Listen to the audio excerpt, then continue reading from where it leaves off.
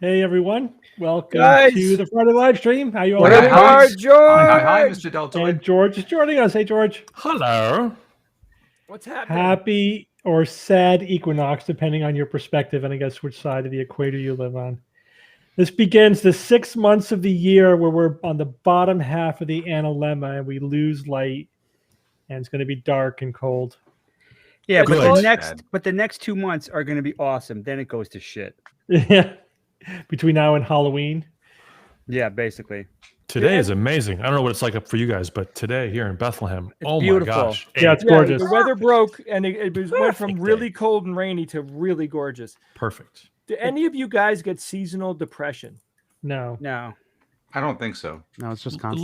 Late Yeah. in January, February, sometimes you get that kind of like, okay, already. Enough. I get cabin fever. Oh, please. Yeah. Jay, November definitely get- 1st.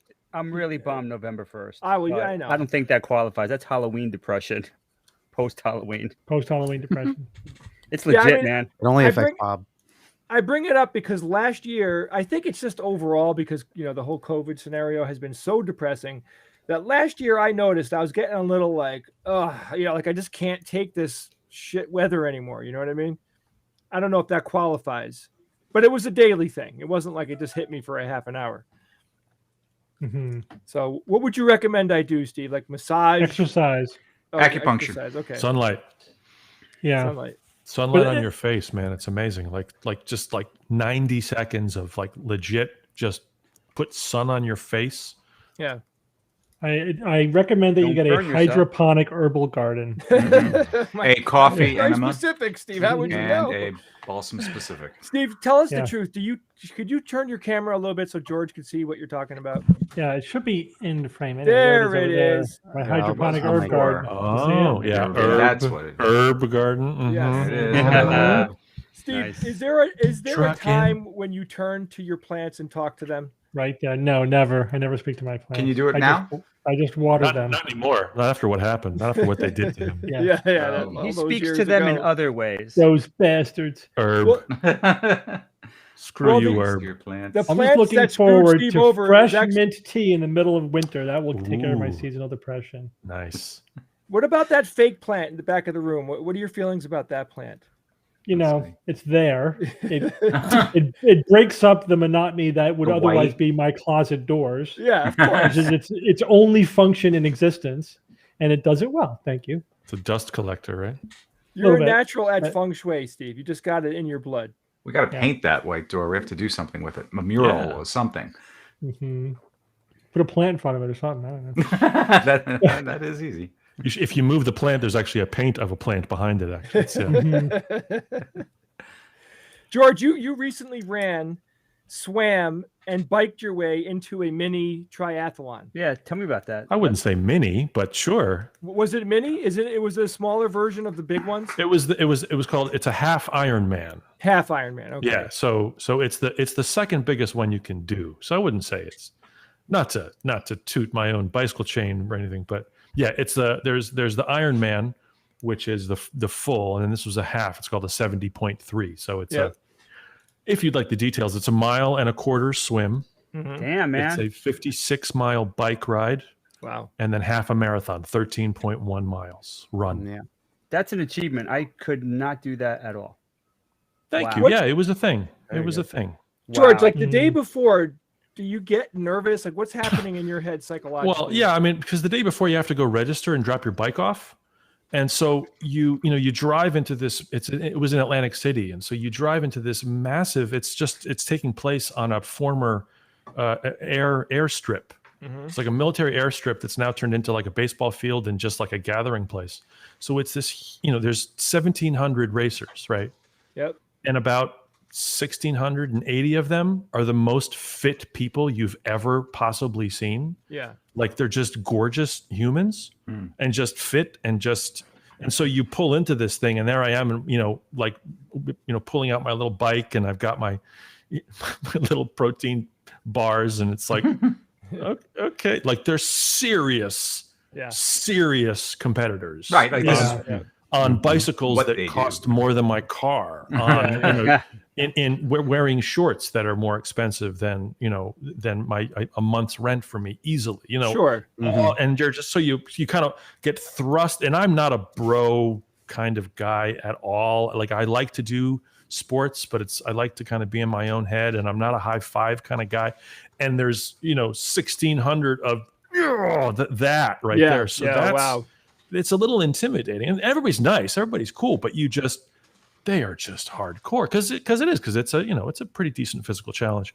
So that day before is intimidating, and then you show up there at 4:30 in the morning because the race starts at 6:30 a.m. You have to have your bike and everything set up and be out of the bike corral and into the swim line by 5:45. Yeah. So it's like it's dark.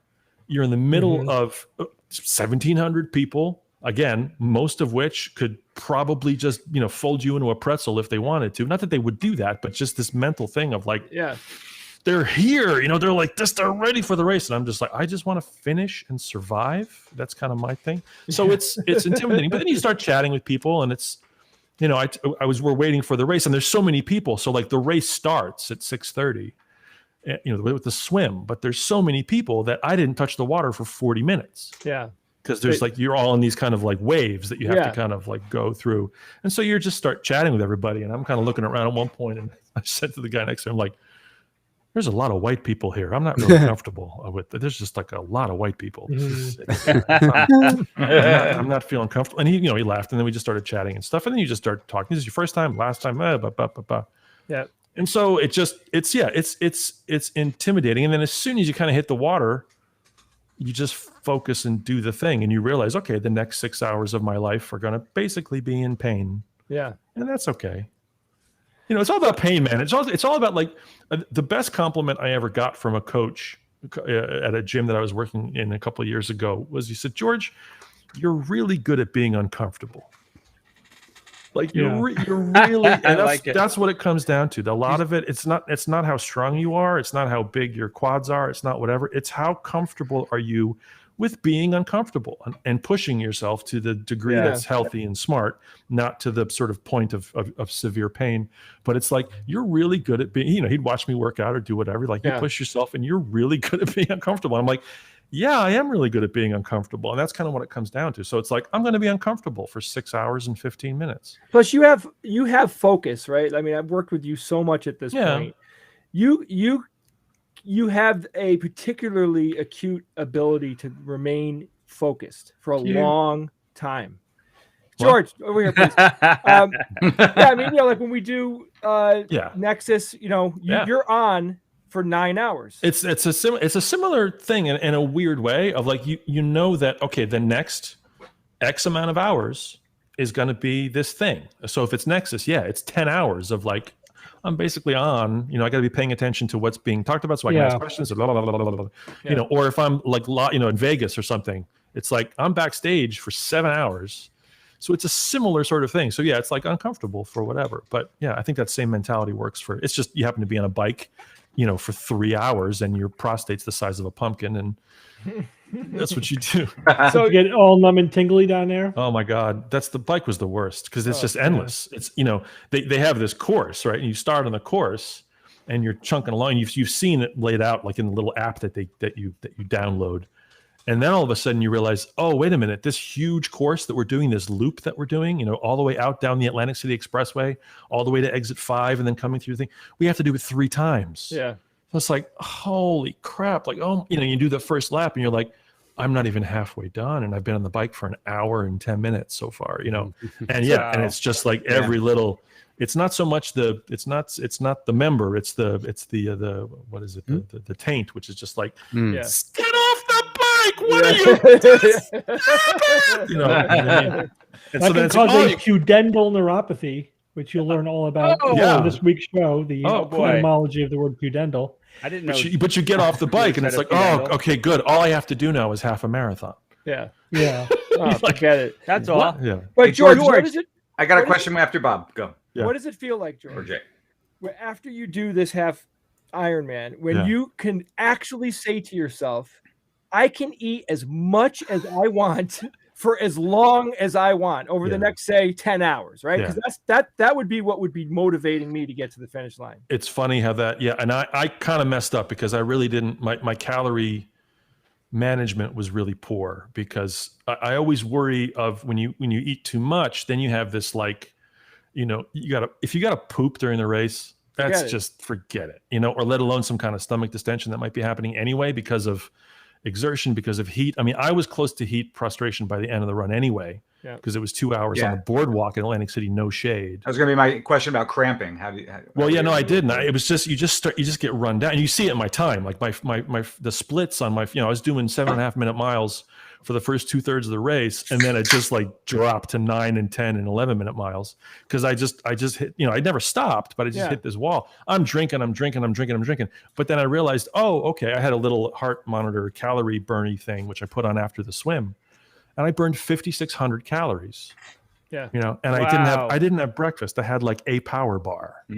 So it's like, oh, I probably should have had like maybe 2,000 or 3,000 calories worth of something at the start of the race. And I sort of didn't because I was worried about, the squirts or whatever, which is probably dumb. So anyway, but you finish and Jay, I was driving home and it was like, I made 2 stops on the way home for food, which I never do. And it was like, I'm totally George, having whatever I want. how do you, if it took 40 minutes for you to hit the water, how do they handle timing your time? It's amazing. You have this chip on your shoulder. You have a chip on your. They give you a vaccine. That's right. They give you the shot, into your jugular. No, you have a thing on your ankle. They have this, and it's amazing because I did the race 20 years ago, right? I did the same thing 20 years ago, and that was kind of this idea of like, let me see where I am 20 years later. I did it in August of 2001, and this is September of 2021. Oh. And they had a chip that they gave me then too, but all that chip could tell was that you crossed like certain thresholds. Right. Whereas this chip now, 20 years later, people were watching me in real time on the app. You could see me like running or swimming. Could we tell your heart rate? Could we? You couldn't tell the heart rate, but it was like, oh, he's in mile 7. There we go. He's making the turn. And so that, my buddy Jeff that was down there with me, I was staying at his house. He was kind of my road crew for the thing. He and his wife, like they knew exactly where I was, so they could go to points in the race and scream and wave and do the whole thing. And it was like, and then it like gives you the splits. And it gives you all your information in real time. It was just, it's astounding and really good. Can it send a little shock? I should have. I wish it'd been like, have a bagel. It would have been good. Can I take a break in for a second? Ian, is everyone getting the audio sync the way I am? Everyone's sync is really off. I'm synced fine. Is it fine? Is it just me? Here in this, like in the back end? I mean, on the front end, it looked fine to me. Is everybody Does this link We're look okay. okay? I'm not detecting. Yes, Steve, I why can't don't you really just refresh? change it. So yeah, you might have to refresh. Yeah, I'm just seeing a really bad lag. Go ahead, Yeah, refresh your we just browser. Could be go that out think big and plant it's the behind plant. you Yeah, it's probably the interfering, plants. I am He's Now gone. that All right, Steve, let's go. this has Jesus, been finally. We Okay. needed to get rid of this guy Oh God, so we what can are talk gonna about do? the real stuff. Seriously. Okay, hold on. He's back Him already. and He's his back. freaking- Shit, Wait, guys. wait, You Oh, missed yeah. two, There he Steve. is. Oh Yeah, my exoplanets. gosh, it was like Exoplanets. It's pain, amazing. you not being there for 10 seconds. Woo. Got it. Is it better, Steve? Yeah, now it's good. Right? Yeah, probably. It's just weird watching everybody speaking out of sync too long. No problem. That is, yes. that Have is you it. guys heard about the footprints? Yes. Yes. Amazing. Amazing. Yep. Yeah, so How, these how much earlier? how about 7,000 years? Bob, what they finally concluded was that people back then had feet. We Yeah, so now these know are- That was the ancient prevailing man theory. had feet. Yes. We didn't know that. They found, I don't you know know, what to say. these are a treasure trove of footprints that they think are mostly teenagers and children, but they're between 23 and 21,000 years old in New Mexico. Whoa. We might do a deep dive on this next week. We'll see. I just saw it. But this is important because, you know, there's been huge debate about when did human beings get to the Americas, right? Right. And first we thought the Clovis people were the oldest Yeah. people. That Clovis. it was like Clovis. we started finding signs that maybe there were some pre-Clovis people, like before 12,000 years ago or 14,000 years ago. And, you know, we keep pushing that back. And now 21 to 23. And that date is pretty solid because this What's is the date? interesting. A couple of things are interesting about this. One is that, 21,000 years ago? yeah, 21 to 23,000 years ago. That's So quite a leap. 7,000 years older than the previous oldest evidence for people in North Yeah. America. What Quite a direction were they heading in? Dinner. So You're going to California. They're teenagers. They're heading to where did teenagers go? The mall. 23,000 years ago? So MAUL. footprints are actually easier to date than other fossil evidence. Do you know why? Yes. B. Why? Because when people walk, parts of their feet fall off, like skin and stuff, and they can No. cryologically date them. No, No. because fossils can Carbon move. 14? They could move in the strata, right? Right. Oh, the You don't footprints always- are locked in. But footprints are locked in. It's Yeah. it's actually the soil itself is the footprint. So it can't move up and down. A bone can sink in the sediment and suddenly it's 1,000 years older or 2,000 years older than it really Oh. is, right? Or it seems to be. So they were able to carbon date the layer above the footprints and the layer below the footprints, and so we know absolutely that it's in there. Yeah. The only other issue is the carbon dating itself. If you're in water, Mm-hmm. you could living things can actually recycle old carbon, and so their carbon date is artificially old. Does that make sense? Yes. Yeah, they're actually because we you breathe carbon from the air at a certain isotope, and then when it gets locked into your whatever some organic material, it starts to convert into a different isotope, and you use the ratio. That's carbon dating. But if you're breathing in old carbon that's already, you're recycling organic carbon that already has transitioned to the Right. other isotope, then it makes you look older than you are. How do we distinguish then? So you have to find strata where you're pretty sure you have to account for it somehow, either compensate for it or make sure that they weren't in water at the time, right? Because it mostly happens in water. So they accounted for that. That is not making them artificially look older than they are.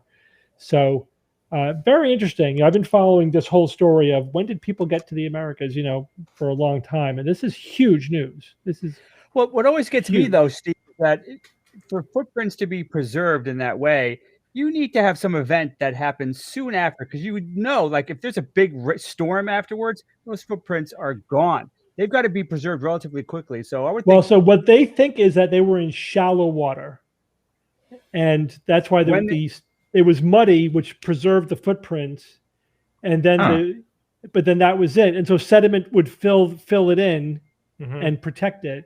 So it wouldn't have to be. So one way to get footprints, as you're saying, Bob, is if you have like a volcano goes off and covers everything with ash, Yep. Right. or there was a mudslide or something. But this could work too if you're just in like they're just walking through mud puddles basically that were then filled over with sediment before anything would have eroded them away. But still, they were in contact with water then for. But if it's days and shallow, weeks. it doesn't give you that same effect. Any way to Which- fake something like this? Like, could they be carved? Could they be? There's no way, right? I mean, it's like no, you wouldn't be able to do that and have it hold up to any kind of scientific scrutiny. Right. No. okay, cool. No, it's pretty solid evidence. Remember, there's different kinds of evidence. There's DNA evidence of humans. There's evidence of stuff people made, Right. and then Tools. there's trace evidence like footprints. So And indirect evidence sometimes. so we have a lot of the evidence of people in the Americas. We have one, but not the other. Like we have human remains here, but not their tools, and we have tools over there, but no human remains. And we have footprints. So it's some of the pieces we're not sure how they fit together. Like we don't know who made these tools, because we haven't found them together. Like here are the bones, and those are the tools that they were using. So like Clovis culture is based almost entirely on the Clovis tools, without really having any evidence of the people that they're attached to. So the big question is, who were these people, and are they still here? And where are their remains? Yeah. I mean, Did are you they worried die that they're out? still walking around out there? Like, what's the problem? Meaning, is there continuity with Native Americans? Right. that Who are are the still modern around day? today? Or Or you think their versions. ancestors are here? their descendants? Their descendants, rather. Yeah. I screwed that up. That's the Yeah. question. Yeah. Or do they have any living descendants, or were they like, did the people from 21,000 years ago, were they here for 1,000 years and then get wiped out or die off, or were they replaced by later waves of migration? Because there also was probably waves based upon the Bering Strait and the ability to walk through there. Mhm. So the other thing about the 21,000 is that it pushes it so far back that it's like before the previous glaciation period. So we know like the Clovis people probably came after the glaciers Right after. cleared, and then the Bering Strait was blocked off by ice. So this may be the first evidence of people like from a previous wave, from a previous interglacial period, where the ice wasn't blocking off the Bering Strait. Yeah, Well, but they Steve, were- answer this question. Is there any truth to the rumor that those footprints were actually created by a civilization of big feet, or creatures that wore fake human feet to fake a human invasion? I was coming worried about that. To to find mess truth. with us, 21,000 years later. Is that any truth to that That's rumor? misinformation, Bob. They were aliens, What? not I don't big know. feet. I'm just asking questions. Just asking questions. Evolutionarily, these are modern humans, right? Oh yeah, there's no question Yeah, about No that. question, right? Now, are they? Forgive my ignorance. When do races start differentiating? Is that like 80 70,000? That's a 50,000? deceptively complicated question. Okay. That's a big question. Right, yeah. And so and answers vary massively. There Okay. is even a theory, which I've read, and I'm not sure what its standing is right at the moment off the top of my head. But Is no race?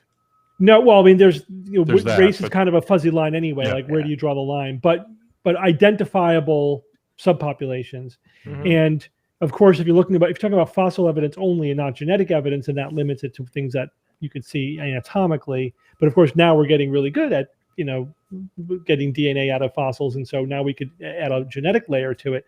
But for example, Here we go. if you go back even millions of years, like a couple of million years, to Homo erectus, the question is Homo erectus in Asia showing features that modern humans in Asia have, right, compared to Homo erectus in Africa and humans in Africa? Like, there's a tooth anatomy thing, like I forget, like some kind of tri-tooth thing or whatever, that like people in Asia have all the way back to previous species. Wow. Which is crazy when you think That about is it. But crazy.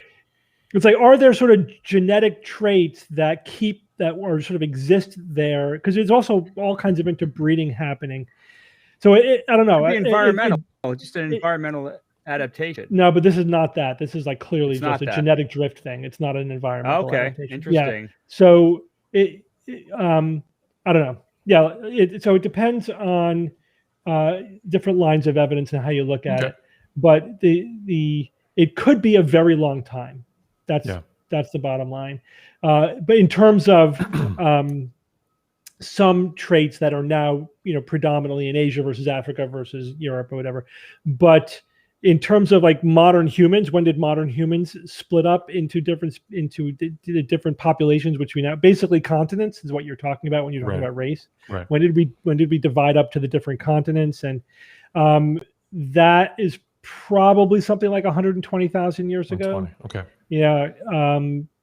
And of course, it's not all at the same time. There's like different branching points at different points in time. The oldest one is probably the Australian Aborigines, which is, Yeah. I think that was probably the first continental branching point, and that's I think like something like 120 something thousand years ago. I was sort of having this conversation recently, and I think I had my numbers close, but I wasn't sure. So yeah, cool. Yeah. But now I'm just scratching the surface too. It's Yeah. complicated. I know, because it's such a gradation, and it's how do you define it? And there's difference, but there's no difference, and the whole thing, and cool. Other cool news: a new solid-state battery with an all-silicon anode, which is cooler than it may sound. Solid state. Solid state. So It's the electrolyte. Yeah, the electrolyte solid state, but silicon anodes are 10 times as energy dense as lithium, as the graphite ones that we use in current lithium-ion batteries. But we can't get them to function because they're not stable with the lithium-ion batteries. But they could potentially be stable with a solid-state battery. So if you combine the two things together, solid state and the silicon anode, then this could lead to batteries that are much more energy dense and long lived and everything than what we currently have. We'll see. It's always like, it's working in the laboratory. But, it's a laboratory proof of concept at this point. Tell me when it hits the market. Tell me when. But how far along are they, Steve? I mean, have they actually created an example of this solid state battery?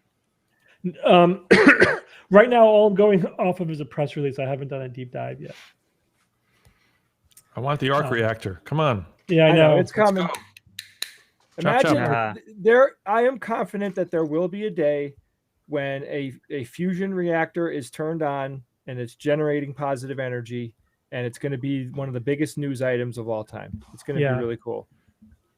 Mm-hmm. All right, let's click over, guys, to some weird stuff Bob and I found on the internet this week.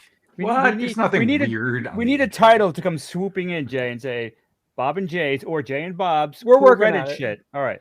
We're working on it. Wacky shit I saw on the internet. CRS. So as we speak, Ian, wherever he is in the world, nobody actually knows where Ian lives. No one's ever seen Ian. Yeah, we never met him. I don't exist. He may be virtual. He's more of a concept than He is. He's an energy field, actually. Aren't we all, though? All right, Ian, what do you got? Okay, so we have a couple of videos, but actually, I think let's go with the pictures first. Okay. Let's see pictures. if any of those excite anybody. It's like old school porn, just the pictures. Okay, something like that. Here we go. Oh, let me take the caption off. Oh, this is great. This is great. So, what do you see? Live. Yeah. Live in the What do you first It see? looks like a concert, but it's actually a chair. Venue, It's a chair with a rug in How it. interesting is that? It's really cool. Cool. It got me too. I mean, I was seeing lights coming up from the audience. Yeah. Mm-hmm. Right. People's arms raised in the air. And And then some of them, you could see faces. I mean, it looks like a face and arms. Some of them were really incredible. It's all fractals, man. And you look at that large lamp to the left, and you're Amazing. like, that's odd. Yeah, that throws you. It's a UFO, Evan. But what's right. fun about that image is it shows you how your brain is just grabbing for information. And It's searching for context. Yeah, why wouldn't And it? if it makes the wrong decision, then it fits everything to that context. And so it looks like a concert with spotlights. Because that's the assumption your brain made. All right, let's go on to the next one. Here's another one. This one actually we just posted on. This is Oh, yeah, I awesome. saw this today. That's a good fantastic. one. It's mind blowing. That's the Mhm. best. That's the best Mind-blowing. example that I have seen of this. And Specifically, the dress question. It's all the background color that and messes with you. and But it's yeah, I mean, it may be months old. Some people are saying we should call this segment Whatever. The haters memes are from gonna months. hate, Bob. All It's right. it's new to us. Yes. And this one I saw today, and I was like, "This is fantastic. This is like the best way to describe this, to really kind of internalize." This reminds me of the how could it illusion- work? How could that Yeah. work? It reminds me of the illusion of the cylinder sitting on the chessboard, right? And the Yeah. shadows and Yes. the two squares. That Right. show the Except in color. Same idea. that was dramatic. Yeah, but it shows you how your brain judges color based upon what it's next It's all to. context. Yeah. Yeah. And Oh, this is- absolutely. And Especially also yellow. specifically Yellow does that a shadows, lot. because your brain, otherwise, think about how confusing shadows would be if your Right. brain didn't know in a visual processing way that they were shadows. You know what I mean? Like you would think that Yep. things were morphing and the colors were changing and everything. Your brain makes everything look consistent because it knows how to adjust for shadows. So that's what it's doing there. It knows the dress is yellow, so the part that's in the shadow is shaded yellow, and it knows the other dress is black and blue, so the part not in shadow is black and blue, even though they're exactly the same color. This is why sometimes people that like get their vision repaired after having been blind from, let's say, early childhood, Yeah, like they can't take it because it's so confusing because their brains haven't been sort of Mhm. processed in the right way to be able to tell those differences. And so Oliver Sacks wrote about one blind masseuse who had some kind of cataract or something that was removed, and his vision, he saw when he was 3 or 4. And yeah, he didn't have his vision until he was 35 or something. So his brain didn't develop the way it normally would, and he would walk around with his eyes closed because he couldn't handle it. It was just, yeah. he didn't understand depth perception. He didn't understand shadows and shading, and he was terrified. He was just, so he would walk around with his eyes closed because he couldn't stand it. So yeah. Interestingly, I read about someone who was blind, I think for all of their life, and they got sight, and they were at, as you said, George, they were also like, I don't want this, but also, interestingly, they were immune to illusions like this. Yeah. Their brain had no practice in trying to figure stuff out, and so that I found fascinating as hell, and it make sense. So Steve, would their minds eventually adapt, or they missed the window? They missed the window. They missed the window. I mean, it may improve to some extent. I always like comparing it to, imagine learning how to write with your offhand, like your left hand, if you're right-handed, your right hand. Could you do it? Sure. Is it ever going to feel natural and comfortable like your dominant hand? No. So there are certain just windows of development. There's a language thing too, right? Like it's absolutely a language development if thing. you don't catch it in the first 5 years or whatever, you can't. Yeah, for that it's mostly can like you do it? Yeah, but now it takes lock in. Yeah, it'll take 10 times longer. Tremendous effort. And also, if you look at the brains of people who, like, if your primary language that you learn during your language window is dominantly on the dominant hemisphere, if language that you learned later is more bilateral, it's just you're using up more of your cortex, and it's not dedicated language cortex that you're using. So keep trying, Jay. Just keep working on it. I mean, someday I'm hoping I'll get to a normal level here. Yeah. Ian, hit us up with the next one. So I found this one, but it was also posted on Reddit. This one might delight Steve. We'll see. Delight. Let's see. I have to make this larger. If you can read that.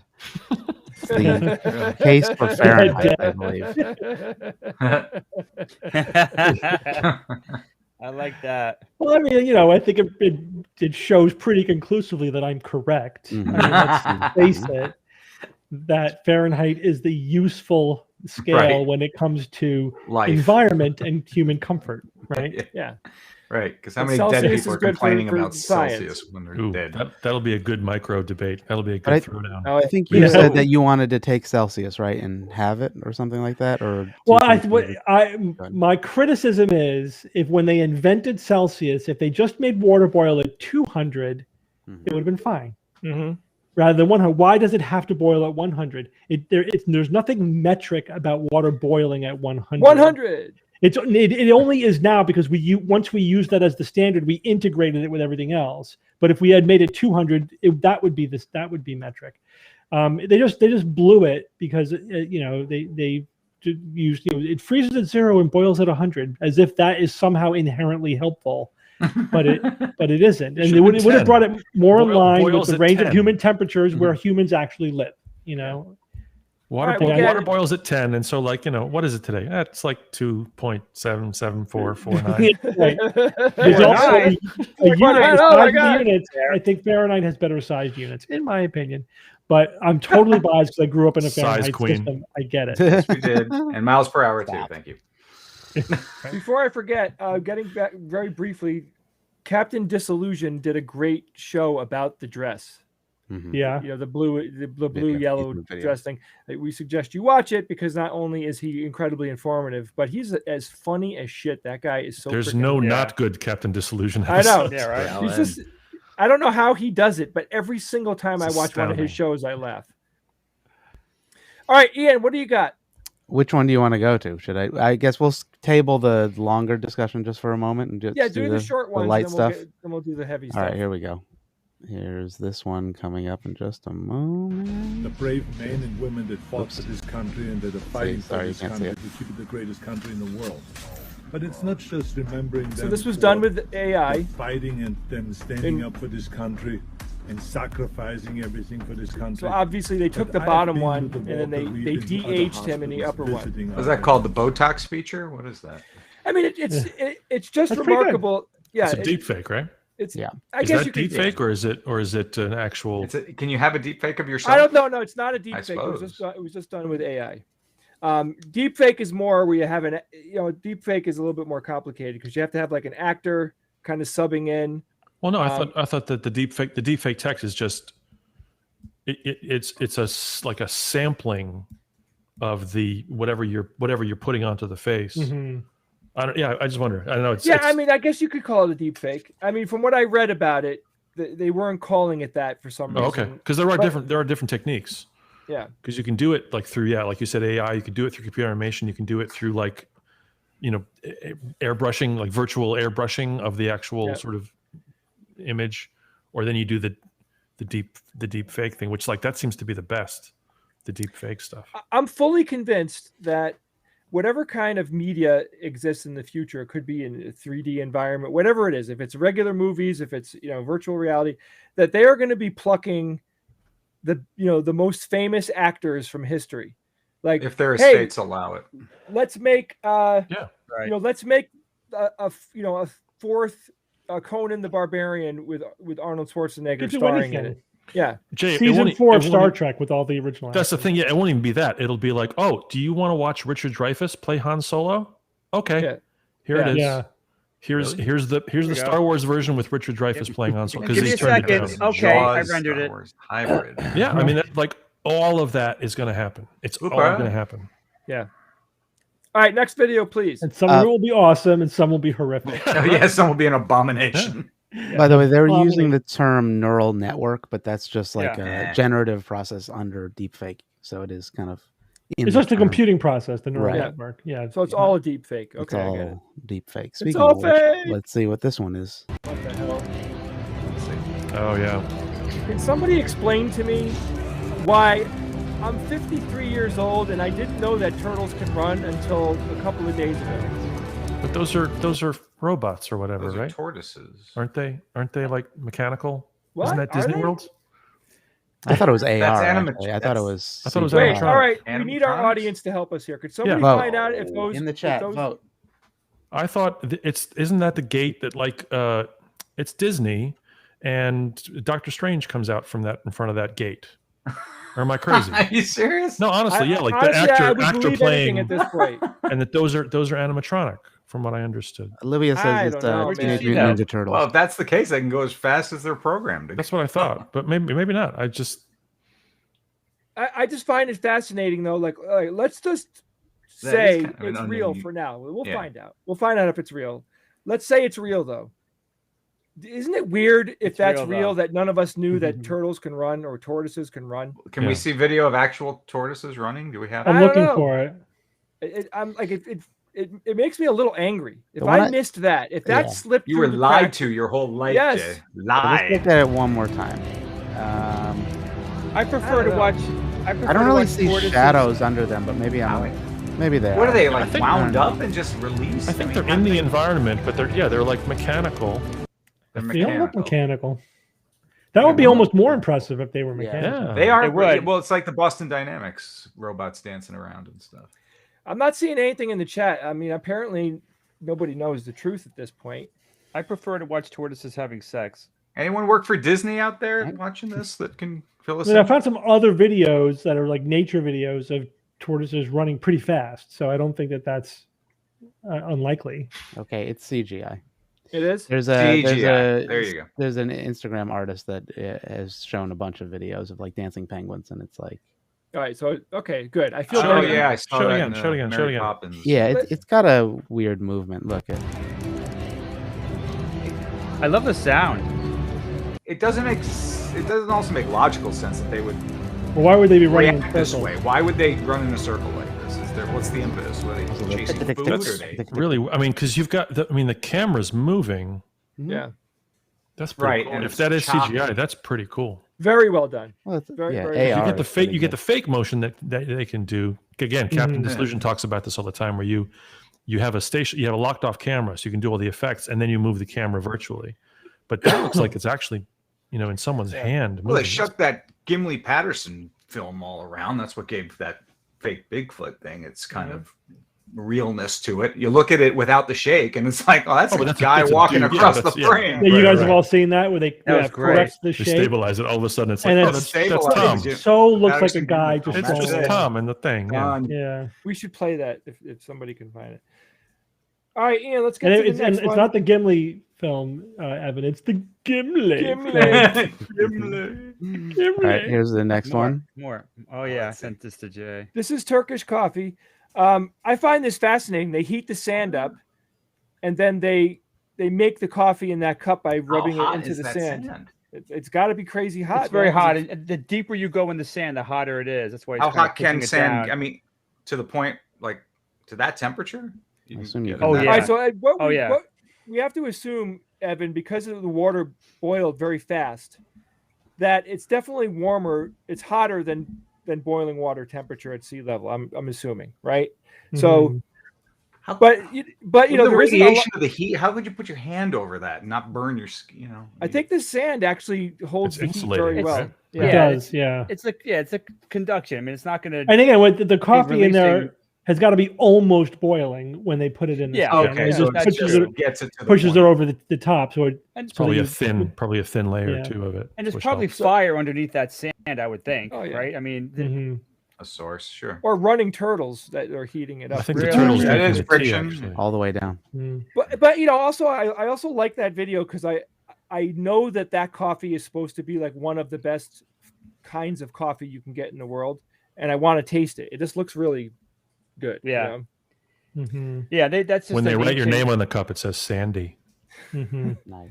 Mm. Did we have any other Of ones? course. We have I the hate cow sand. one, and then we have the The cow. What- Fetch la roche. the. I Fetch don't la remember. roche. Let's see the cow one. A flock of You want cows. to watch that one?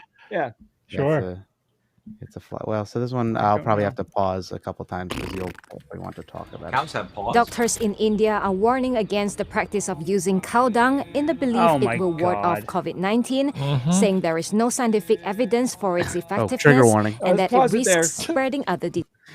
Yeah. It's anybody. So we don't need to watch all the video. I mean, Sexy basically, video. Yeah. these Sparrows. people are Pretty good. covering themselves in cow dung to ward off COVID. And Then they let it dry, and then they wash it off with like milk. yogurt. If only They- there was they- a they metaphor. learned it If at the only there Goop. was some metaphor we could. Yeah. They got this Yeah. from It- the but it Goop eludes me. website. I promise you, they got that from the Goop website. I'm sure they did. guarantee it. I look at that and it does lots of different things to me. At first, I'm looking at it. like, Erection. it's disgusting. Easy. No. And then but we could talk about that later. And then at some point, I got a little frustrated and then I just felt sad for those guys. I mean, that is so like they are trying to protect themselves from COVID. They legitimately It's- want protection. Yeah. Science, superstition. Yeah. You could take a vaccine. You can Oh. cover yourself in bullshit. Take Yeah, that's like the two worlds we're living in. Well, in the Well, I they think the have part of the access to- caste society that India is, unfortunately, I don't think real medicine is necessarily available to everyone. No, it isn't. On the lowest, you got that right. In the lowest level, so they almost have no choice to at a point to revert to whatever it is they think will make them better, just because they don't have the access that they should otherwise have. Yeah. And that's what's sad about Right. At least the cure doesn't involve killing somebody, or raping virgins or amputating limbs off of albino people. Eric Harris just said it's good because it'll help with social distancing. They'll stay 6 feet. Oh, there you go. It's very good. It's trying to make some of them sick, though. I mean, poop is filthy. Yeah. Oh yeah. It's loaded with bad things. All right, George, are you drinking raw eggs a la Rocky? What are you drinking? That's right. Yes, raw eggs. No, it's nice. A little bit of lemon water. Oh, it looked like a yolk. No, it's got a little bit of lemon. Delicious. All right, we're gonna move on to something that is fantastically skeptically themed. So, a friend of mine who will go unnamed asked me to watch this video and give Frankie Oh, feedback. no. Because somebody that they know is on the fence about getting the COVID vaccine, and they want me to help them a little bit by giving a little bit of context about this video.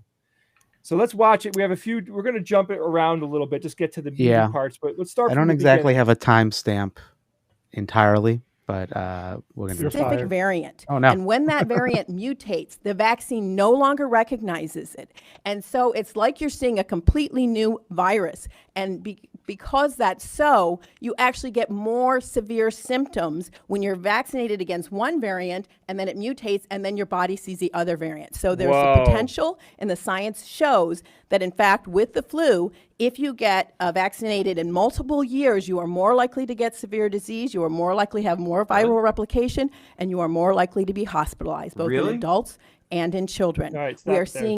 That's the first time I've ever heard that. Thank you.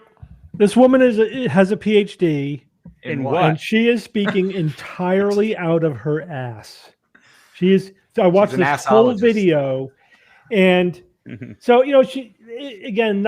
I hate to do this kind of thing, but it's very typical of somebody who's not a clinician using their basic science knowledge to make clinical decisions or recommendations. It's like, you don't quite know what you're talking about. You know just enough to make your uninformed, biased opinions sound a little bit more sophisticated. That's it. Yeah. Because she gets everything, I can't say everything. She gets just about everything wrong. Occasionally she has a sliver of a point, but not quite. You know what I mean? And her syntax was okay. Here she's talking about, again, sometimes she doesn't give any reference. She said a study shows and science shows and blah, blah, blah. But it's possible she's talking about the fact that, let's say, it always takes more time to explain why somebody's wrong than the nonsense that they say. If a vaccine is targeted against one part of a virus, and then another variant of that, you get infected with another variant of that virus, your immune system will react to the part that it is vaccinated against, which may not be the most effective part of that new virus to attack. Does that make sense? Yeah. You end up getting a memory but weaker reaction against the new virus, and may not develop as much immunity against the new bits of the new virus. Of course, but so what? The question is, this is always the question. So okay. So this is happening at the basic science level. How does this translate to actual people? And that's the question that these basic scientists who want to have an opinion they have no business having always miss and forget to do. They want their knowledge to be the beginning and ending of the question. It's like, okay, but when you study it in actual people, that's not what happens. And in fact, there's the exact opposite is true. When you get multiple flu vaccines from previous years, you get more resistance to later variants of the vaccine, of the virus. You're better protected. Now, your reaction to each new vaccine may not be as robust as your previous ones, because you're basically getting a slightly different version of the vaccine over and over again with different variants. And you may reach sort of you kind of maxed out on your flu vaccine response for now anyway. But that's different. Everything that she's saying, she always got to bring it back to the vaccine doesn't work or the vaccines are not safe. And in fact, that she always gets the bottom line wrong. It's like, here is some half understood basic science that I cherry picked, and then I reach a conclusion that's the exact opposite of the truth, right? Which is very, very easy to do. And in fact, we do it all the time where we think, based on what we know, this is what we think might happen, and half the time we're wrong. Oh my God. Yeah, because it's complicated. So anyway, she just keeps doing this over and over again in the video, where she has this half-baked, justification for an opinion, which is the opposite of the truth. And she just makes straight up claims that are false, like the vaccine does not prevent infection. Wrong, it does. There's multiple studies showing it reduces your risk of actually getting infected.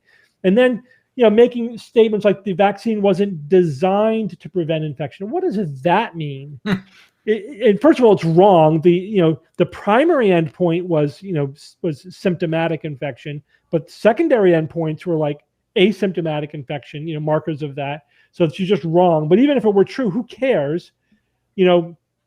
What the vaccines were designed to give you immunity from the vaccine, from the virus. How we chose to measure it doesn't mean that's what it was designed to do, and doesn't mean that it doesn't do things we didn't choose to measure it by, but in fact we did anyway. So it's like wrong and illogical at the same time, which I always love when people get that sort of the twofer there. So I mean, we could spend the rest of our time just deconstructing all the nonsense that she said. Well, She finishes up with the MMR vaccine causes autism, right? So know she's a total lunatic, and she quotes this completely thoroughly debunked bit of misinformation about the CDC had information that the MMR caused autism in Black children, but they shredded the evidence. Wrong. That's not what happened. That's not true. First of all, this was a subgroup analysis, which if you actually knew what you were talking about, how tricky they are. And in fact, it was a correlation that was later found to be caused by the fact that the same children who have access to vaccines have access to autism diagnoses. It was a correlation with an opposite causation than the one. But now this is like 10 years later, and she's giving the completely debunked conspiracy interpretation. Get your facts straight. She's clearly an anti-vaxxer with a PhD, right? Yeah. That's what she is. And she's just leveraging her half-baked knowledge to support her anti-vaxxer biases. So, Steve, to address a person who had watched that video, not that I have strong opinions, but yeah, right. But I want because I actually want to help. There is a person out there that needs this help right now, and I want to provide that help. Yeah, I have a link if they want to read an article that just completely deconstructs everything she says. Good, absolutely. But for the sake of the fact that we're talking in front of an audience right now, let's just have you answer a couple of questions. Go ahead. You want to play it like from 7:20 or something? Yeah, go ahead. Go to 6:30 or 7:40 if you want to just play it a little bit more. Well, let me just skip a little bit ahead. When they see this new variant, what they're doing is the antibodies are taking the virus and helping it infect the cells.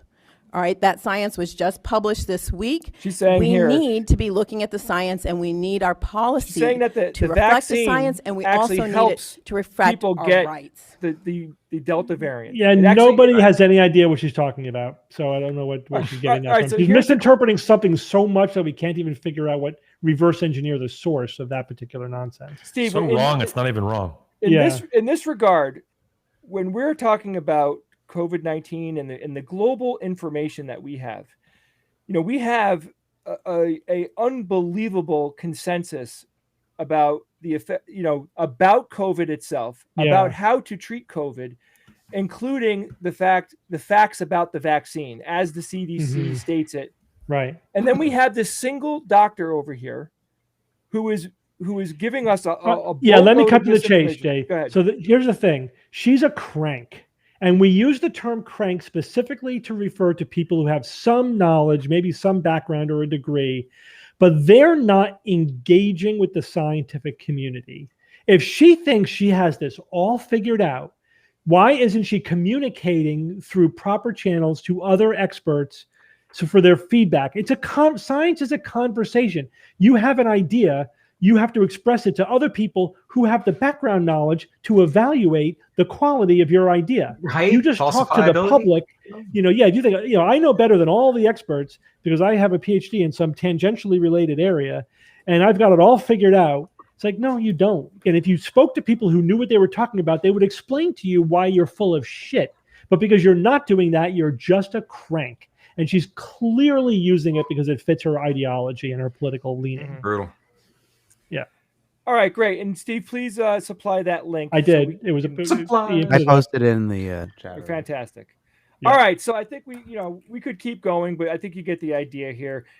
She was one of many people who sat in front of the Michigan legislature, who are trying to figure out like how to move forward in this environment.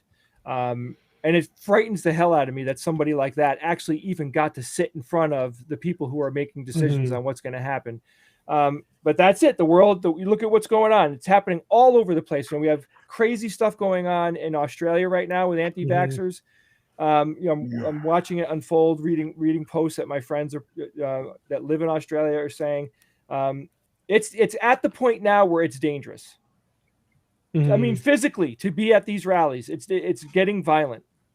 And what do we do? I posted something on Facebook recently, like just kind of summarizing this shit show that we're all in right now when it comes to this, when it comes to COVID and the vaccine and people's attitudes and like the flat out complete distrust of people who are experts.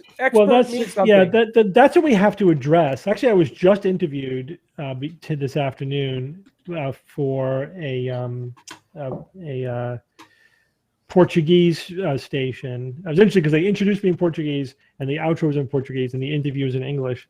So I have no idea what they were saying about me before. I would have so much fun with that. This guy's Dr. But this is exactly what we were talking about. And the thing is, there's no narrow thing you can do that's going to have a big effect. I mean, we're like putting out fires. Sure, we're going to do that. We're going to put out fires. We're going to try to, mitigate things as best we can. But the underlying problems need to be fixed, and the underlying problems are now systemic and huge. It is, like I say, it's the distrust of expertise. It's the alternative ecosystem of information.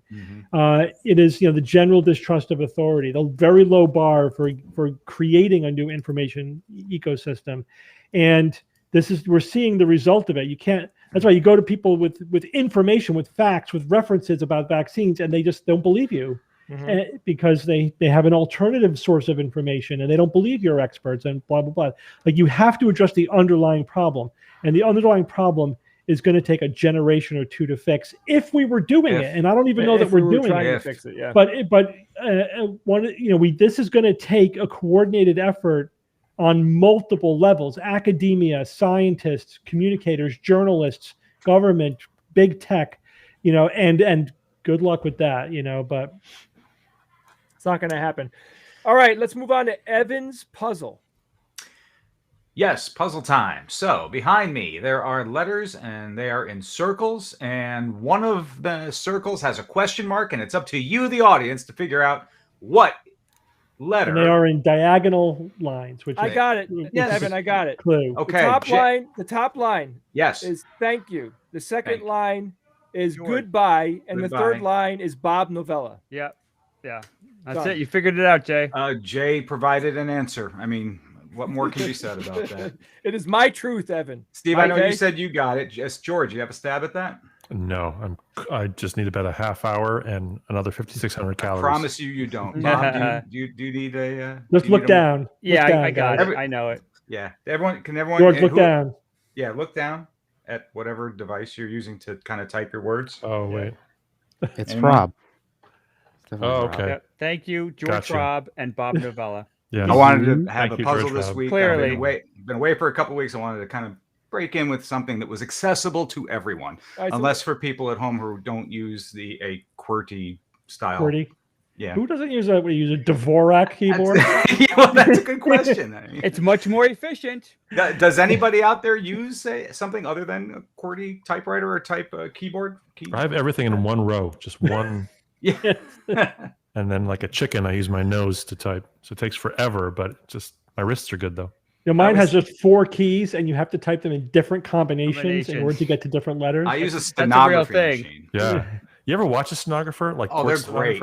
They're cool. Where they're doing just the sounds, I guess. As opposed to oh my gosh, it's so cool. I don't even use a keyboard anymore. I do that thing where on my phone, I hit a button to travel through the keys to select each key, and then I got to travel to the next one because I find that the most efficient and fast way to enter. Like with the remote control on your TV, yes, when you're like exactly. going through the letters. That should be banned. That should be banned. Like when you want to blow your brains out after existence. 3 letters. Yeah. Oh my God, do I hate that so much? And then like for YouTube, for YouTube, we used to have a thing where it had predictive letters. You would type a letter, and then it would put under it, oh, these are the most common letters after what you just typed. They got rid of it. I don't know why. It was better, not great, but much better than going. It just kills me. I got a keyboard for my TV. That's what you do. Yeah, we got one too. And now with some of the apps give you the option to go to the keyboard on your phone, which, that makes a lot of sense. Thank you. And for those of you who haven't figured it out yet for some reason, the answer is H. H. And Bob, like if you have a Roku, you could download a Roku app, and your phone is your remote control, and it has much more functionality than that's what I use every day, Steve. Because our remote control broke, so we're like, holy crap! Oh well, we got to use the app. So that's what I use. That's great. The app is great. Yeah. Oh yeah. Shall we move on to the quiz? Is that what you want to do? Quiz time. Quizzical? Let's do it. H. That's right. Very Yes. good. Very good. Okay, humor is about timing, not content. Everything is. It's funny, Lux. I speak a little bit of Spanish. I mean, I took it for like 5 years at school. But when listening to Portuguese, it's like that's almost Spanish. I don't really understand. You can say it's borderline Spanish, but it's interesting. Well, not really. It's the example. Not really, but I mean, it's actually almost like, just to my uneducated ear, like what does it sound like? It sounds almost like a mix of Spanish and English. Like it has a little bit more of an English vibe to it than Spanish does. When people ask what Ukrainian is like and they think it's Russian, I say it's like Portuguese is to Spanish. Ukrainian is to locked in a room. I could communicate with a Russian person if I had to. If the boat was sinking, I could communicate. But I mean, Portuguese has those awesome round sounds, the auge, like the and the bauge, and like, oh my gosh. So what characters of the alphabet are there, George, in Ukrainian? Cyrillic. It's Cyrillic. It's Cyrillic. Okay. Yeah. P is R, backwards N is I. Okay, so at least it shares the. By the way, while we're waiting, how awesome is it that the Arizona Maricopa County region found actually more votes? More votes. For Biden. It couldn't be any better. How did that happen? How did that even happen? I mean, they were actually doing it properly. So it's interesting because this was a fake review by a company that's never done a Cyber Ninja. Yeah, the Cyber Ninja, who've never done a voting review before, ginned up by the Republican Party in Arizona.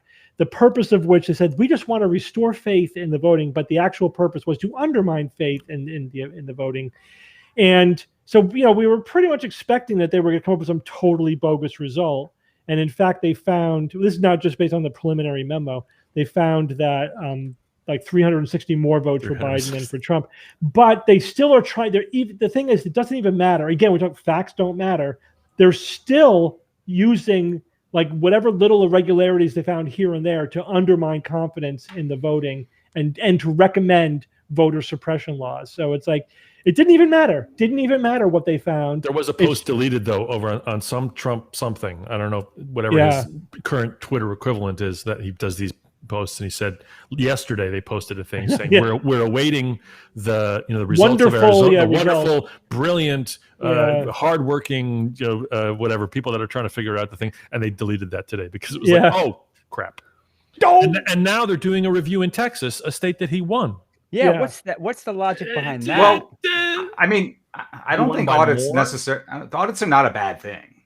No, these are a bad thing, Ivan. But if it's millions of dollars that it costs, coming from an $6 account, million, and the whole point is it's a bogus audit. The purpose of which is to undermine confidence in voting. It has no legitimate purpose. It's violating the rules that are in place for properly, monitoring the voting, and it has a predetermined function to undermine confidence in voting. I don't argue those points. What I'm saying is the function legitimate of an audit, a legitimate audit is not a bad thing. So I don't think we shouldn't say that. We shouldn't put a bad tag on audits themselves. No, and these results, these results were audited.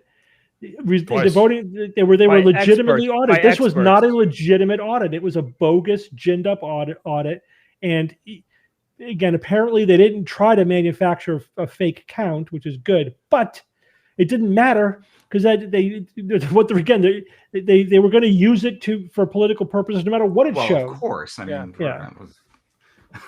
Holy so the crap. idea that from the get-go. I mean, we'll see what happens in terms of public, how the press plays it and everything. But the idea that it totally backfired on them is a naive and simplistic interpretation. They're still going to use it to promote, the big lie, to reduce confidence in the 2020 election, and to promote the voter suppression law. Right. I can use a shovel to dig a hole or hit someone in the head. It depends on how you use the tool. Yeah. Holy crap! The Muppets are coming out with a Haunted Mansion movie. That's wow. Okay. All right, let's do the quiz. Come on. All right. Okay, so it's darkenergy.games, everybody. Please go there. It is quiz time. I'll wait for y'all to get there for a little bit. George, you have a thing tonight at 7, correct? I do have a thing tonight at 7 songs. Sweet. Episode number 30. What's the theme? Today's theme is animals. Every song will have an animal in the title, and no animal will be repeated. 7 different species. Well, Puff the Magic Dragon. Will any animals be injured in the? Yes, they will. Only I will be. Only I will be injured during the performance of this. Any guesses? I will. I think animals. We could do a whole Pink Floyd album. Octopus's Garden. Good guess. There is a Beatles song. Dogs, pigs, it's not that one though. Pigs, sheep. There is a Pink Floyd song. Yes, no doubt. Very good. Let's see. Boris the Spider, maybe. Ooh, excellent one. What else? Gosh, there's so many. There's a lot of Beatles songs that have animals. It's a surprising number. Blackbird, Bird Has Flown. Yeah, there's the octopus. The itty bitty spider. It's a good song. CGI Turtles. Yeah, that's a good one. Hey Bulldog, another Beatles song which has the thing. Yeah. Yes. Terrapin Station. That's a Grateful Dead song. That would be very hard for George to cover. That would be hard to cover. Yeah, I'll do all 26 minutes of that. Yeah, right. What a great song. Show. Yeah. You guys Man-Eater? have the... Oh. Yeah, I'm like Jaguar. Jaguar. Oh, that flying purple people eater thing. That's an animal, right? Is that an animal? I guess fictional animals. That'll be another show. We'll do fictional animals. Cryptos. Yes, good. You guys have the link? Yes. Link? Okay, very good. So let's synchronize with everybody. Seems like we have 200 people in the quiz. Everybody else is watching. And when I say click, everybody click. Here we go. In 5, 4, 3, 2, 1, click. Excellent. Yes. 0. Very good. Very good. And make sure to spam your latency, everybody in the chat. Come on.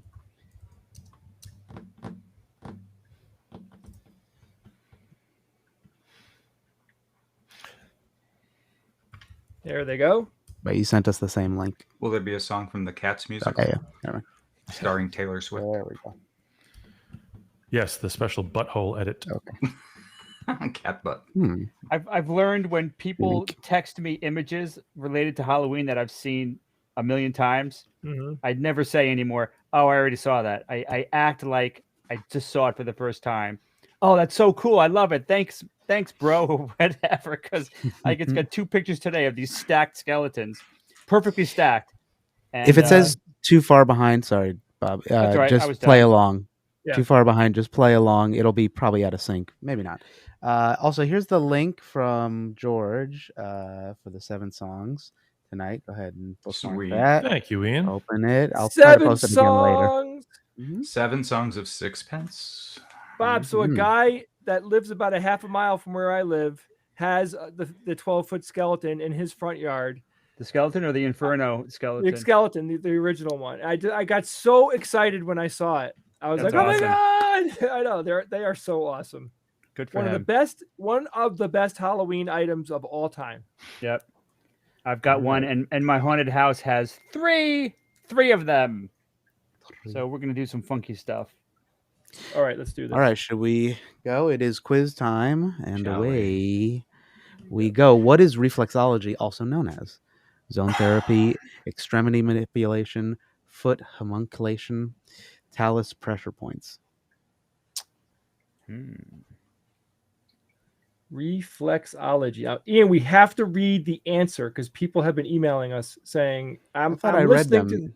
to." Okay, but maybe not. Okay, we'll be I'm not blaming you. more diligent. I'm not. I saying love you you. are, but I don't how have a dare problem you with say you. You have to read the we have answer. to talk off air, Jay? Oh, sorry. Wait 5 seconds and let's see if it is. Oh, that was my second The choice. answer I've never is heard that one. zone therapy. Yep. Not the Tim and Eric So one. who came So- up with foot homunculation? Me, of course. That's course, awesome, Jay. Jay. Yeah. Nice. That was awesome. Nomenclature. I love that. 'Cause That was my kind of favorite makes one. sense. That kind of makes sense. It does. That's why I like Homunculation. it's a Isn't foot it homunculus, and I couldn't. homunculation? She said Yeah. arch Or homunculus. petty, Homunculation. petty. Yeah. homunculus. All right, next one. Pado homunculus. Which item below is not part of biorhythm, rather? 23-day physical cycle, 28-day emotional cycle, 33-day intellectual cycle, 32-day spiritual cycle.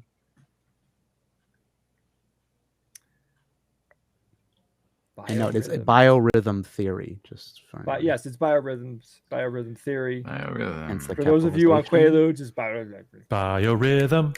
Biorhythm. Mm. Biorhythm. It's all bullshit. Yeah, well. That's a hit. You like it? I think the question shows the answer. answer already. So it's 32-day spiritual cycle is not. Oh man. So biorhythm theory is the pseudoscientific idea that our daily lives are significantly affected by rhythmic cycles with periods of exactly 23, 28, and 33 days. Crazy. It is complete bullshit. Yep. Someone testified before the Michigan Senate regarding that. I think. Yep. Next question. What is the special energy behind naturopathy called? Ooh. Vital energy, chi, Manito, I'm not sure how to pronounce that. Mhm. Odic force. Manito, maybe. Wouldn't it be cool if there were magical energies? Why can't there be a couple of magical energies? There are the strong force, the color There are, force. Yeah, Jay. the Come weak on. force, the Weak interaction. They're magically awesome. All right, you got me. They're just The based internal on combustion. You guys haven't seen the shifting on TikTok? Wi-Fi. Wi-Fi Oh, is that's a a magical. That you're right, Right? George. It is. Right. A It's like Wi-Fi. a legit Wi-Fi. Wi-Fi. Sorry, Wi-Fi. Wi-Fi is a legit, real magical force. And the answer is Vital energy. Vital. Naturopathy is a form of alt med. It is based on the belief that a special energy called vital energy guides bodily functions such as metabolism, reproduction, and growth.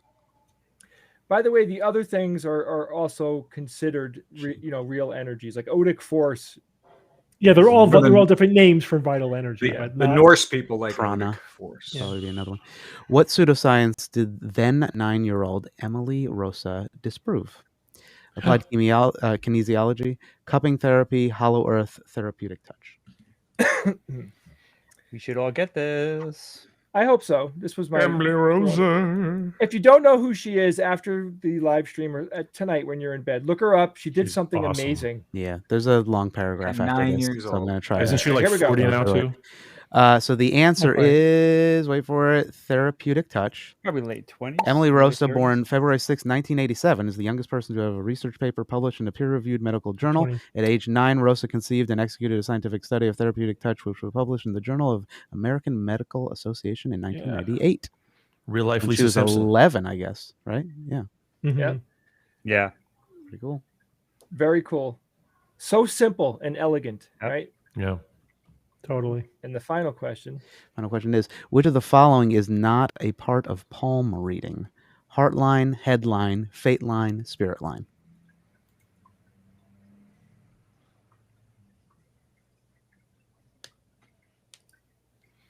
There are people today that still get paid to look Yep. at the creases on people's hands. Yeah. And make shit. Yeah. The meaningless wrinkles on your palm. Well, clearly not. Look at all these choices. All right, But Ian, what we by the got? way, I've got a very long lifeline. Very good for you. The answer Again, the is spirit screws me. spirit line, which is Yeah. not part of palm. Recycled No, that, the that wrong got one. me. I Boom. guessed headline. Like, Got you what? twice, No, Bob. Nicely done. Yeah. My headline and my heart line are one line. Oh yes, my God. Steve and I Right. rock. This just Also in. called The spirit newsletter for Palm Readers Everywhere is called The Headline. Well, there was the people have quiz. I that. hope you guys enjoyed it. This was my second pseudoscience related quiz. Nicely done, Uh, Jay. George, did you get Thank cut you. off in a mid joke there?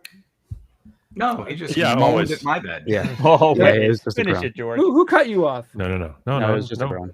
The fuck? Just to grow. Self-imposed. Yeah. Here No, we go. no joke Stop it. circumcision at all. Wow. Totally appropriate. Very few 100s. 100. Lots of 80s. Lots of 60s. Larian, yeah.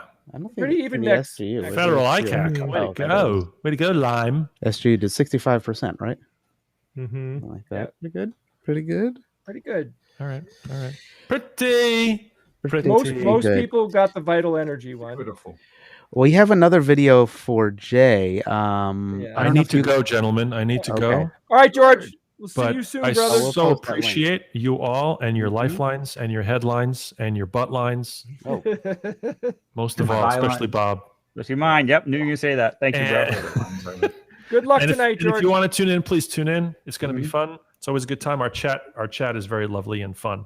So right. please do that. George, And the Iron Rogue. the Iron Rogue. I need the thing. pretty Yeah. cool. Well, half iron. All right, guys. Good night, The brother. video is George. relatively short Talk if to you you want to soon. watch it, but it's okay. That's okay. Oh, go for it. Okay, go. Okay, let me- Do it. Do it. Probably maybe Do it. Roll George, it. Steve, Do it. Blues Roll it. Clues. Here we go. This is for Jay. Hi. Got a second? Wait for it. Okay. So, remember how when we were younger, we used to hang out and cut school, and we would invite all our friends over and freak out when your mother came home and all those cool things? And then one day I was like, oh, hey, guess what? Big news. I'm leaving. And then I got on the bus and I left. And we didn't see each other for a really long time. Can we just talk about that? Great. Because I realized it was kind of abrupt. And what I did was I went out and I got a job, which was very interesting because it taught me so many cool things. But throughout all of those years, I never stopped thinking of you. Ever. In fact, this entire time, I've been trying to reach you regarding your vehicle's extended warranty. Oh, That had You a guys know big what wait to play for on, it right? sign. Nicely done. Steve from Blues Clues. I don't know if Steve you from guys Blues saw that, Clues, but yeah. like, For those of us with children of a certain age, you remember Steve from Blues Clues. It was actually Oh, yeah. quite touching. The video that they did. Did you see him on Colbert a couple days later? No, I missed that. He did a walk on Colbert. It was really cool. Oh yeah. Yeah. Okay. Thank Good you. night, boys. George. Hi, Bye, George. George. Be safe. Everybody Good go to that link. results. Here's the link. Here's the link again, everybody. Here's the link. Okay, There's that very link. Good, very good. Go to there.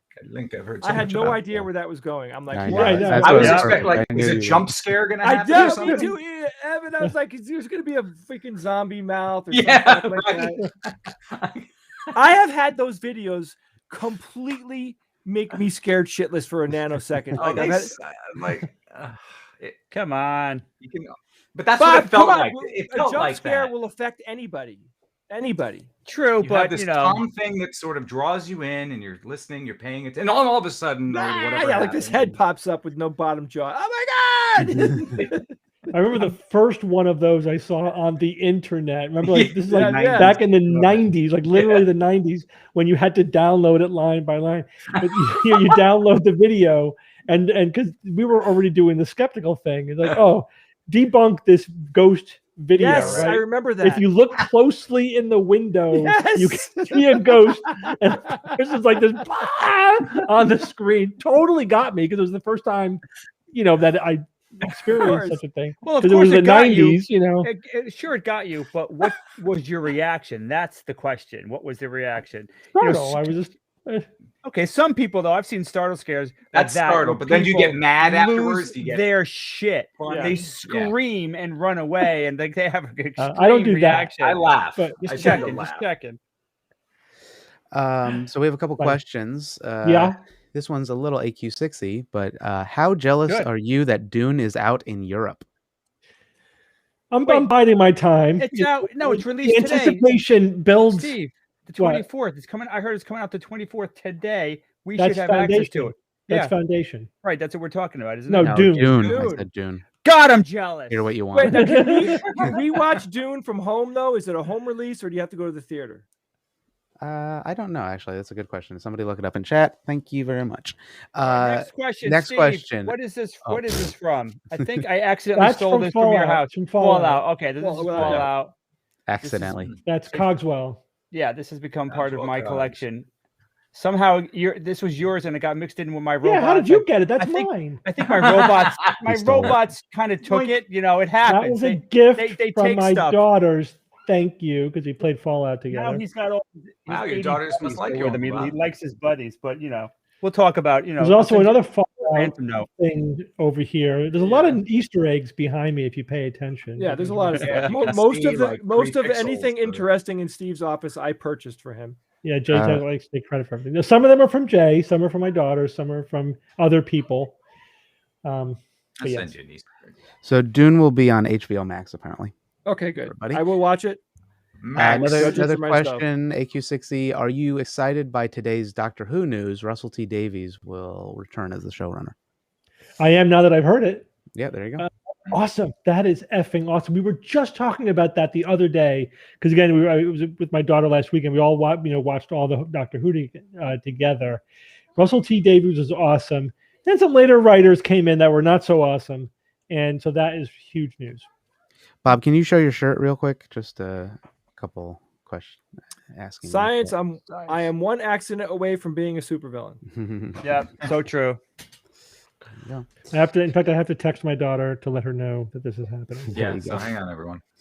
All right, got any more questions? Because we could go have dinner now. Okay, so this one's for everybody, but kind of directed at Steve. I've heard Steve talk about how we're using all the available arable land or arable land. My question for the Rogues is, do you think that humans aren't wired to understand sustainability? Whenever I've suggested that we as a species should choose smaller families to reduce our pressure on the ecosystem, I've copped abuse and comments that we can easily fit billions more people on the planet. Yeah, fitting people on the planet is not the problem. It's feeding them. That's the issue. And the impact, the environmental impact. Yeah, and so it is true that. So again, this is a complicated question. So the bottom line is that arable is not a sharp cutoff, right? Like there's less and less arable land. We're using all the best land that there is, and it also depends on what you're trying to grow there, right? There is some land that might be good for one thing but not good generally, or it might be good for grazing cows but not good for growing wheat or whatever. And but there's the more we try to extend our land, the harder and harder it gets, the less and less quality the land is for our purposes. And also we have to spread into things like the rainforest, like we have to cut down forests or displace people or whatever. There isn't any low-hanging fruit out there anymore. There's no place we can expand into. There's no land waiting around for us to turn it into farmland. Build an island. So, we got to get more from the land that we have. In fact, it would be great if we could use less land, turn some land back over to ecosystems for things like, insects and butterflies and stuff like that. Biodiversity. Yeah, but so that is all about maximizing the output from the land we have, vertical farming, hydroponic farming, and also using GMOs and or using the best plants for the best land. Local farming is bullshit, by the way, because that you always want to use the land for its best purpose, not just grow everything locally. That's not a good thing to do. So anyway, it's easy to sell people on slogans and hard to explain a complex agricultural ecosystem. And not that I'm an expert, but so I know enough to know that whatever everyone else is talking about is bullshit. I think the concept of sustainability is people pretty much understand that. I think people are down with sustainability. I don't think that's the problem. I think the problem is that it's just more complicated than the slogans. I think that's the problem. Last question. What's for dinner? I have no idea. My wife is preparing dinner for me. I'll know when I get downstairs. Anybody else? Poison tacos. Oh, Jay, what's for dinner? What's for dinner, Jay? My friend Mikey So hungry. and his girlfriend are coming over. There's Mikey G. Mikey G. Yeah. And we're gonna have filet and mashed potatoes tonight. Mashed potatoes. Mashed potatoes. I can't potatoes. wait. Mashed potatoes are like something to get out of bed for. I'm telling you. Love potatoes. Me too. Good ones, maybe. Real good ones. What are you eating? So hey I'm guys, having Italian food. I'm having sausage and pasta. Very good. that sounds awesome. Very Bob. cliche, Oh yeah. but good. So Sausage and peppers. Come on. So there might be some. No, there's no peppers in there. I should have added peppers. Just checking. So real quick before we log off, we're getting closer to making a final decision about how it's going to shake out with the live stream. No matter what happens, there will be a free portion of the live stream. So there will still be the Friday 5 situation. We're just trying to figure out like what's the best way to do it and how to manage it. But we want to give patrons some patron only content as well. But we will keep you updated. Thank you all for your emails and messages. Like, unanimously, pretty much everyone that emailed us was like, do what you guys need to do, which is cool. Thank you for that. We just want to, if we keep doing this, we just want to, make it sustainable, and that people do need to get compensated for their time when and if it's that. Yeah, and we may be able to actually increase what we're doing. You'll see. I don't want to make any specific statements until they actually happen.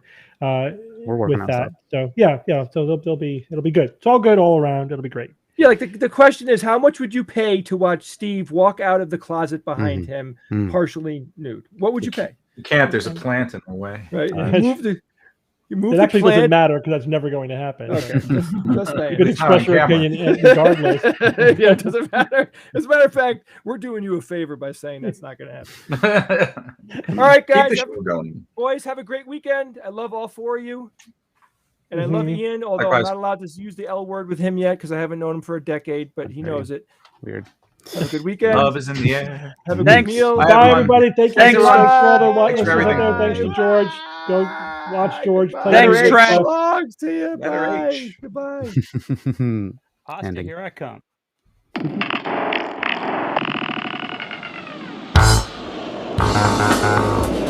Skeptic's Guide to the Universe is produced by SGU Productions, dedicated to promoting science and critical thinking.